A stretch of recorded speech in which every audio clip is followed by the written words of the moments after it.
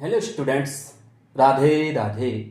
तो आज की क्लास में हम लोग डिस्कस करने वाले हैं इनडेफिनिट इंटीग्रल्स। ठीक है ना बेटा?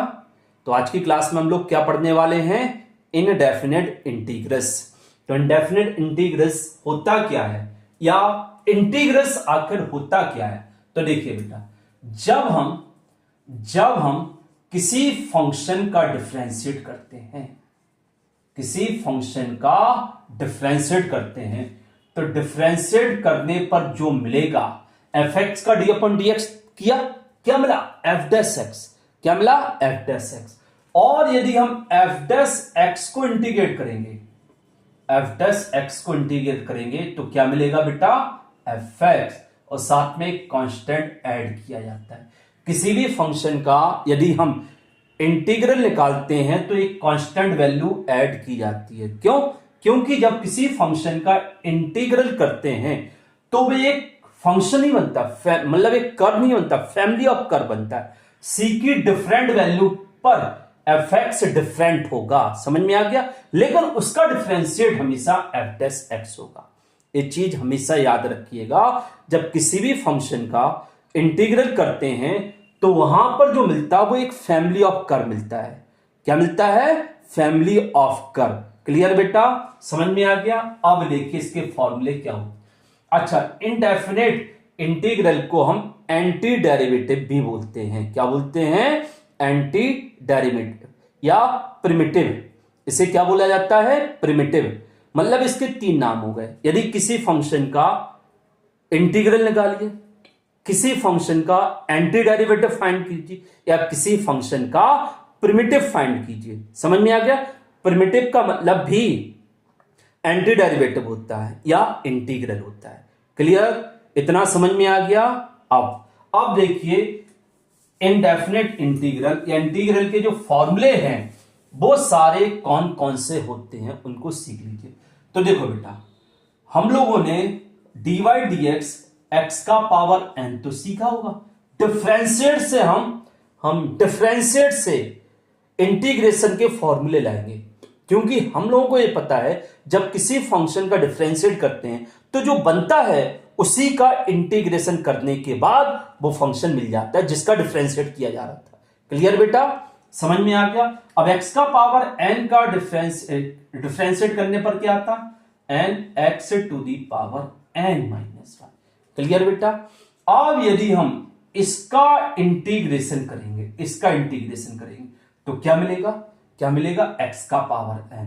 तो integration of n x to the power n minus 1 dx, इसका ही मतलब होता है कि हम x के रिस्पेक्ट में इंटीग्रेशन कर रहे हैं। तो आपको पता है पावर आगे नहीं, इसका इंटीग्रेशन यही तो होता है। क्लियर बेटा? और साथ में हमने क्या कहा था? c ऐड करना। क्लियर? अब c बाद में ऐड कर देना, पहले से पूरा सॉल्व कर लीजिए। अब यहां लिख सकते हैं x to the power n minus 1 dx। इधर से n इंटू में है, इधर से हटेगा, कहां जाएगा? डिवाइड में। कहां जाएगा? डिवाइड में। क्लियर बेटा? अब हर जगह x का पावर n माइनस 1 थोड़ी ना बताते रहेंगे। अब n माइनस 1 को रिप्लेस कर देंगे हम किसमें? n में। या ऐसा कर दो, n की जगह n प्लस 1 लिख दीजिए। n की जगह n प्लस 1। तो ये क्या बन जाएगा? Integration of x to the power n dx। तो इधर क्या आ जाएगा? x का power n plus 1 upon n plus 1 और प्लस c। एक चीज यहां n प्लस 1, एक चीज यहां याद रखिएगा, जो n है कभी भी माइनस 1 नहीं होना चाहिए। रीजन बताओ। अच्छा, जैसे ये माइनस 1 हो जाएगा तो x का पावर माइनस 1 प्लस 1, तो इसमें तो कोई दिक्कत नहीं। लेकिन माइनस 1 प्लस 1 अपॉन में आ जाएगा तो ये जीरो बन जाएगा। और जैसे अपॉन में जीरो होता मतलब वहां पर क्या होता है? Not defined. क्या होता है बेटा? Not defined. तो अपॉन में जीरो नहीं बनना चाहिए। और n जैसे ही माइनस 1 होगा तो अपॉन में जीरो बन जाएगा, तो n की वैल्यू माइनस 1 नहीं होनी चाहिए। तो जब भी x का पावर n टाइप के फंक्शन का इंटीग्रल निकालते हैं तो क्या होता है? x का power n plus 1 upon n plus 1 plus c, और n कभी भी माइनस 1 नहीं होना चाहिए। इतना क्लियर? समझ में आ गया बेटा अच्छे से? अब आगे बढ़ते हैं, अब आगे बढ़ते हैं। ठीक है बेटा, आगे देखिएगा, ये फॉर्मूला क्लियर समझ में आ गया। अब देखिए dy dx e to the power x, क्या होता है dy dx e to the power x? हमने सीखा था e to the power x होता है। अब e to the power x का derivative e to the power x, तो e to the power x का anti derivative e to the power x। समझ में आ गया? तो integration of e to the power x dx क्या आएगा बेटा? e to the power x, और बट c साथ में ऐड करना है। अगला देखो dy dx log x, log x का dy dx क्या होता है? 1/x। 1/x का मतलब x का पावर -1। ठीक है बेटा, 1/x का मतलब x का पावर -1। तो हमने इसके पहले वाले फॉर्मूला बताया था कि n-1 नहीं होना चाहिए। यदि n-1 हो जाएगा तो वहां पर x का पावर n वाला फॉर्मूला नहीं लगेगा, क्योंकि जैसे ही n-1 हो जाएगा तो वो 1/x बन जाएगा। और 1/x कब आता है? log x का डिफरेंशिएट करने पर। तो मतलब जैसे ही 1/x बना तो वहां पर x का पावर -1 नहीं, वहां पर x का पावर -1 नहीं, वहां पर इंटीग्रेशन ऑफ 1/x dx क्या आएगा बेटा? log x to base e और प्लस c। क्लियर बेटा? जब भी 1/x टाइप का कोई भी फंक्शन कहीं भी दिखाई दे, 1/x dx equal to log x to base c, sorry base e plus c। समझ में आ गया? 1/x का इंटीग्रेशन हमेशा log x to base e। Clear? और e to the power x का e to the power x। अच्छा, एक और सीखा था हमने, dy dx e to the power -x क्या बताया था? -e to the power -x। और सेम ऐसे ही e to the power -x का -e to the power -x plus c। ध्यान दीजिए बेटा। अब बताइए क्या बचा? हाँ, अब एक और चीज बचा। आपने a का पावर x का पढ़ा ना डिफरेंशिएट, क्या था a का पावर x का डिफरेंशिएट? बताओ बेटा, a का पावर x का डिफरेंशिएट क्या सीखा? dy dx a to the power x का डिफरेंशिएट क्या होता है? a to the power x का, तो a to the power x log a to base e। अब इस पूरे का एंटी डेरिवेटिव a का पावर x होगा, तो हम कर दीजिए anti derivative of a to the power x log a to base e dx क्या होगा बेटा? a to the power x। ठीक है, अब सब जगह ऐसा थोड़ी ना बनाते रहेंगे कि हाँ log x to base e होगा तभी ये फॉर्मूला आएगा। a का पावर x के साथ log a to base e constant है ना। अब ये इंटू में इधर से भागेगा, वो कहां पहुंचेगा? उधर डिवाइड में।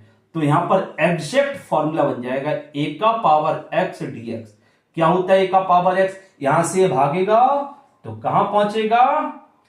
इसके अपॉन में छिप जाएगा। ठीक है, तो a का पावर x का एंटी डेरिवेटिव a का power x log a to base e, और a का पावर x का डेरिवेटिव में log a to base e into में आ जाता है इधर डिवाइड में, क्योंकि ये एंटी डेरिवेटिव है। यदि यहां इंटू में हुआ तो इधर डिवाइड में आएगा, इधर डिवाइड में होता तो इंटू में आएगा प्लस c। क्लियर बेटा? ये फॉर्मूले समझ में आ गए सारे।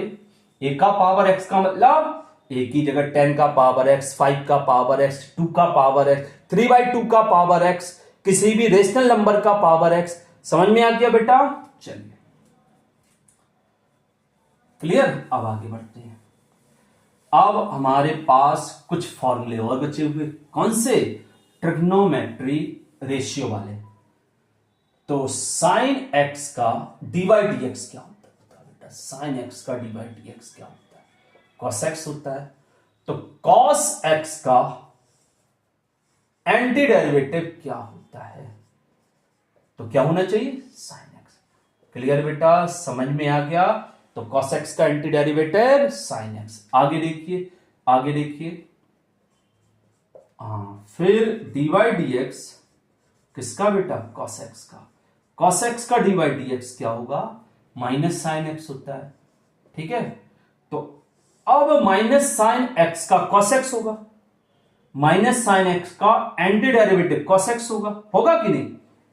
तो इधर से माइनस हट जाएगा तो कॉस एक्स में पहुंच जाएगा। तो पहले लिख देते हैं माइनस साइन एक्स डीएक्स क्या होगा बेटा?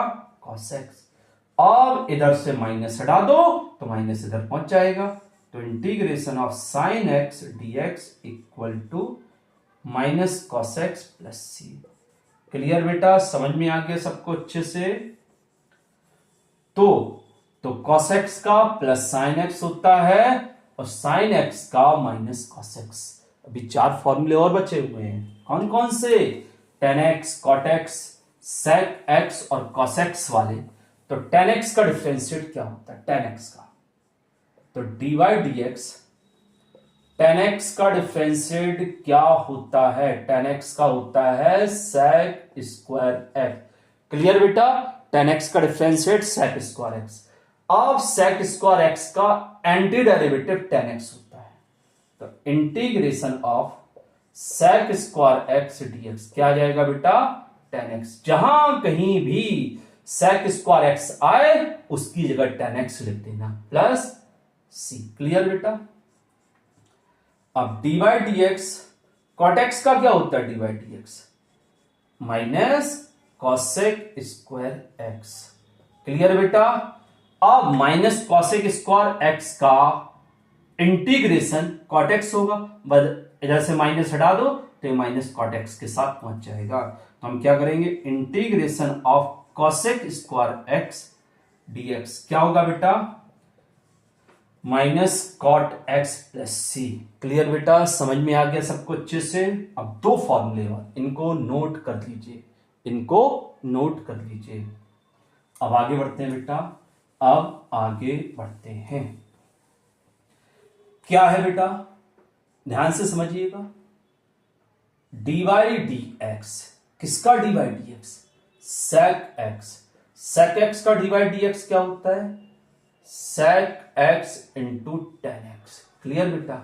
अब integration of sec x into tan x क्या होगा? Integration of sec x into tan x क्या होगा? sec x प्लस सी।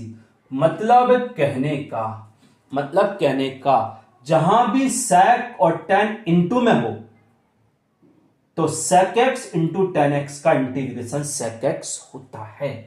अच्छा, फिर dy dx cosec x क्या बेटा? dy dx cosec x।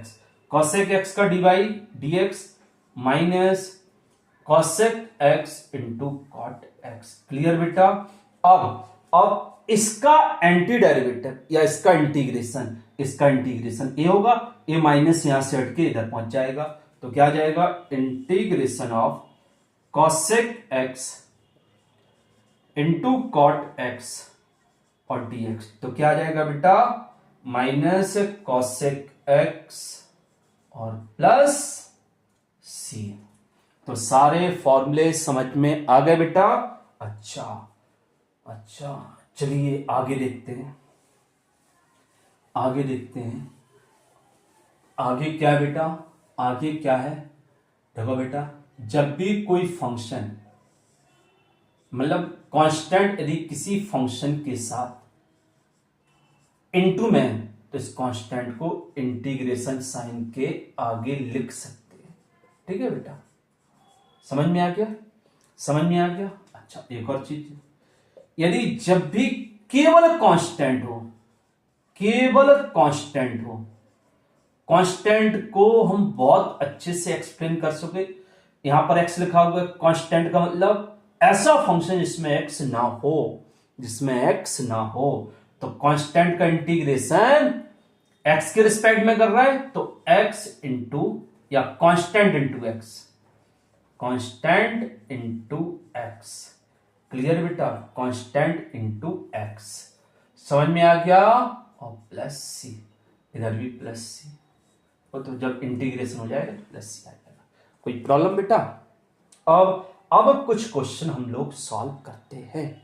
ठीक है? एक और चीज देख लीजिए, इंटीग्रेशन ऑफ बहुत सारे फंक्शन प्लस माइनस में, तो जैसे डिफरेंशिएट में करते हैं ना, क्या करते हैं? सेपरेट ऐसे इसमें सेपरेट कर दो, ऐसे ही इसमें सेपरेट कर दो। Integration of f x d x plus minus integration of g x d x, फिर plus minus integration of h x d x. Clear बेटा, समझ में आ गया अच्छे से? चलिए अब हम लोग कुछ क्वेश्चन डिस्कस कर लेते हैं। तो बेटा इंटीग्रेशन का मतलब क्या बताया हमने? एंटी डेरिवेटिव या प्रिमिटिव। यदि वो प्रिमिटिव बोले तब भी हम लोगों को क्या करना है बेटा? क्या करना है? इंटीग्रेशन फाइंड करना है। ठीक है, अच्छा कुछ क्वेश्चन सॉल्व करते हैं। Integration of x to the power 4 dx। Integration पर ध्यान दीजिए, यहां पर x का पावर 4 का इंटीग्रेशन करना है, मतलब यहां कौन सा फॉर्मूला लगाना पड़ेगा? x का पावर है। देखिए x का पावर n का फॉर्मूला क्या होता है, चेक कीजिए। x का पावर n का फॉर्मूला क्या होता है बेटा? हाँ, x का पावर n का मतलब होता है पावर में 1 ऐड कर दो, पावर में 1 ऐड कर दो, और जो पावर बनेगा 1 ऐड करने पर जो पावर बनता है वही अपॉन में आ जाता है, और प्लस सी। तो क्या बन गया ये? X to the power 5/5 plus c. Clear? और भी देखिए, अच्छा integration of root x d x. बताओ बेटा रूट एक्स का इंटीग्रेशन क्या होता है? रूट एक्स का मतलब क्या होता है? X to the power 1/2 dx। क्या करेंगे? एक्स का पावर 1/2 dx क्या करते हैं बेटा? पावर में 1 ऐड, और जो पावर बन जाता है वही अपॉन में करते हैं, और प्लस सी। तो ये कितना आ जाएगा? एक्स टू दी पावर 3/2 और अपॉन में 3/2 प्लस सी। क्लियर? समझ में आ रहा सभी को? चलिए और देखिए बेटा, और इंटीग्रेशन ऑफ, बहुत ही बेहतरीन क्वेश्चन है बेटा, a टू दी पावर 3 और log x to base a और dx। अब आप लोग सोच रहे सर ऐसा तो फॉर्मूला हमने पढ़ा ही नहीं है। अच्छा आप लोग पता है log के आगे यदि कुछ होता है, log के आगे यदि कुछ होता है, ठीक है बेटा, चलो एक फॉर्मूला यहां ऐसा बता देते, ध्यान से समझिएगा। यदि a का power log b to base c और यहां पर कुछ भी हो l, ठीक है, अच्छे से लिखिए जरा, a to the power p log b to base c, ऐसा लिखा हो, तो पता है इसमें इधर को इधर शिफ्ट करते हैं और इधर को इधर शिफ्ट करते हैं तो log की वैल्यू में कोई चेंज नहीं होता है। a का power p log b to base c है, तो इधर की वैल्यू इधर लिख दो, इधर की वैल्यू इधर लिख दो, तो नो चेंजिंग। तो b का power p log a to base c। Clear बेटा? समझ में आ गया? तो जब भी ऐसा कहीं आपको दिखाई दे a का पावर मतलब किसी का पावर log हो, उस log का जो इनपुट है उस इनपुट को इस बेस के साथ चेंज कर दिया करो, सबसे पहला काम। ठीक है, अच्छा चेंज कर दो, तो a की जगह x, x की जगह a, तो x का power 3 log a to base e। समझ में आ गया बेटा? हमने क्या किया, इस प्रॉपर्टीज के अकॉर्डिंग a की जगह x, x की जगह a लिख दिया। अब आपको पता है यदि इधर वाली और इधर वाली वैल्यू सेम होती है log के साथ, तो ये वैल्यू कितनी हो जाती है? 1। कितनी हो जाती है? 1। तो कितना आ जाएगा? इंटीग्रेशन ऑफ x का पावर 3 dx। x का पावर 3 का इंटीग्रेशन क्या होता है? क्या होता है? x का पावर में 1 ऐड कर दो बेटा, पावर में 1 ऐड कर दो, जो पावर 1 ऐड करने के बाद बनता है वही अपॉन में आ जाता है, ए हो गया। क्लियर बेटा? समझ में आ गया? और भी क्वेश्चन देखिए, और भी क्वेश्चन देखो बेटा, ये चीज समझ में आई ना बेटा अच्छे से? चलिए आगे देखिए।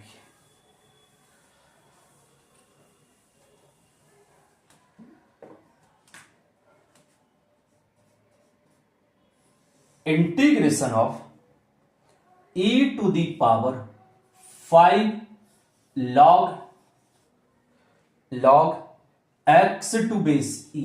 समझे बेटा, ए भी वही है, इधर का e इस x की जगह पहुंच जाएगा और ये x इधर आ जाएगा। क्लियर बेटा, minus e to the power 4 log x to base e, इसमें भी वही सेम कर देंगे, अपॉन में e to the power 3 log x to base e।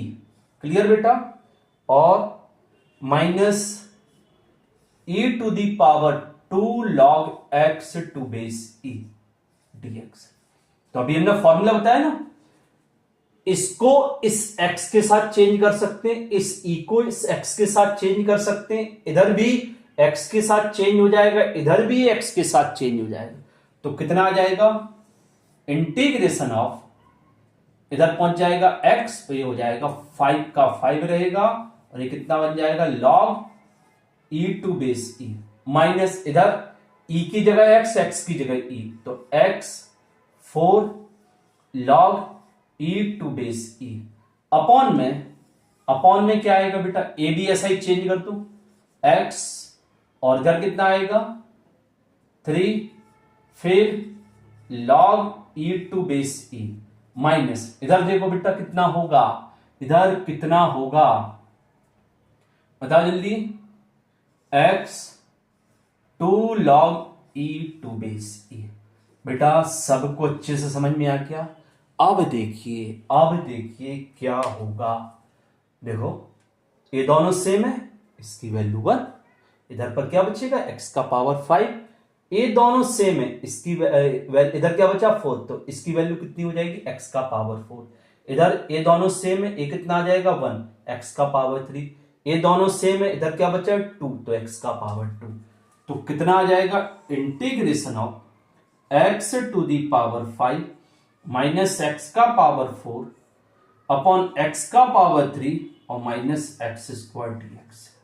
अब देखो बेटा ऊपर कॉमन क्या आ रहा है बेटा, x का पावर 4 आ रहा है, क्या बचेगा x माइनस 1 बचेगा, नीचे क्या कॉमन आ रहा है x स्क्वायर आ रहा है, क्या बचेगा x माइनस 1 बचेगा और dx, इससे a कैंसिल हो गया, ठीक है बेटा, और इससे a पावर 2।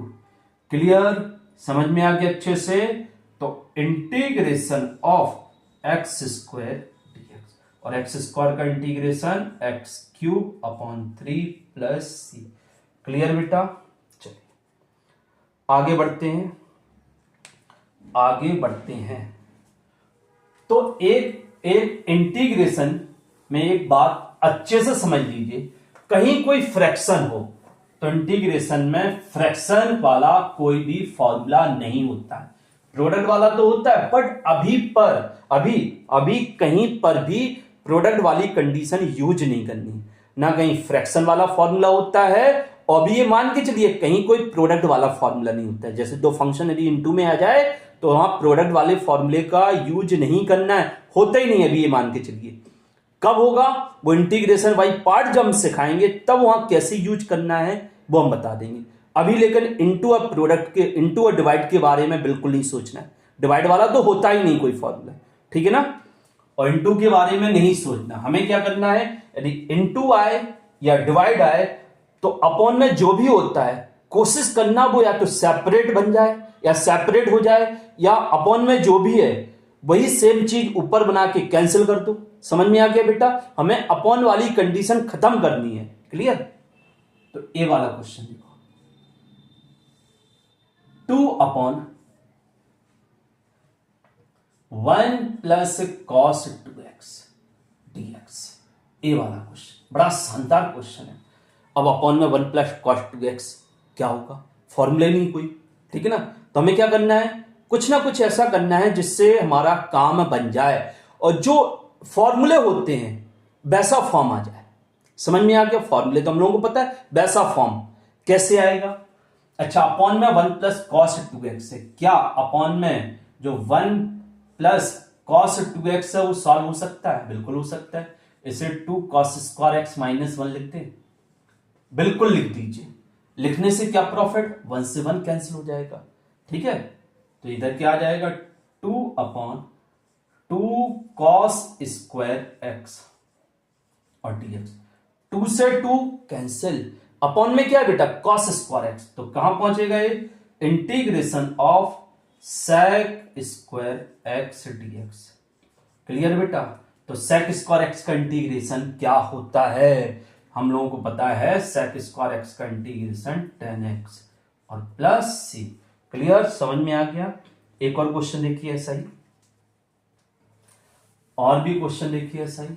एक क्लियर समझ में आ गया बेटा, नोट करते जाना सब लोग अच्छे से। ठीक है, अगला क्वेश्चन देखो, अगला क्वेश्चन देखो बेटा, 2 integration of 2/1 minus cos 2x और dx। अब अपॉन में 1 माइनस cos 2x को सॉल्व करना है, तो क्या आ जाएगा, इंटीग्रेशन ऑफ 2 क्या लिखेंगे बेटा, इसे क्या लिखेंगे, बता बेटा, 1 माइनस, इसे cos 2x का formula 1 minus 2 sine square x, ऐसा लिख सकते हैं। मतलब cos 2x आपका 2 cos स्क्वायर एक्स माइनस 1 भी होता है और 1 माइनस 2 साइन स्क्वायर एक्स होता है। तो बट ऐसा फॉर्मूला लिखो जिससे cos के साथ जो 1 है वो कैंसिल हो जाए। अब ये अंदर मल्टीप्लाई कर दो, तो integration of 2/1 minus 1 plus 2 sine square x dx। Clear बेटा, प्लस 1 से माइनस 1 कैंसिल हो गया, तो integration of 2/2 sec square x, sorry sine square x. ठीक है बेटा, समझ में आ गया सबको अच्छे से। 2 से 2 कैंसिल हो गया, अपॉन में साइन स्क्वायर बचा, ऊपर पहुंचेगा तो क्या हो जाएगा बेटा, इंटीग्रेशन ऑफ कॉसेक स्क्वायर, और कॉसेक स्क्वायर एक्स का इंटीग्रेशन क्या होता है बेटा, minus cot x plus c. Clear बेटा, अच्छे से समझ में आ गया। तो आज की क्लास में हमने जो भी सीखा है उसे बार बार हम एक ही चीज रिपीट करते हैं, घर पर खुद से एक बार पढ़िए। जब आप घर पर खुद से एक बार पढ़ेंगे तभी क्लास की पढ़ी हुई चीजें अच्छे से कंप्लीट होंगी। ठीक है बेटा, तो एक बार खुद से आज का लेक्चर घर पर देख लेना। ओके।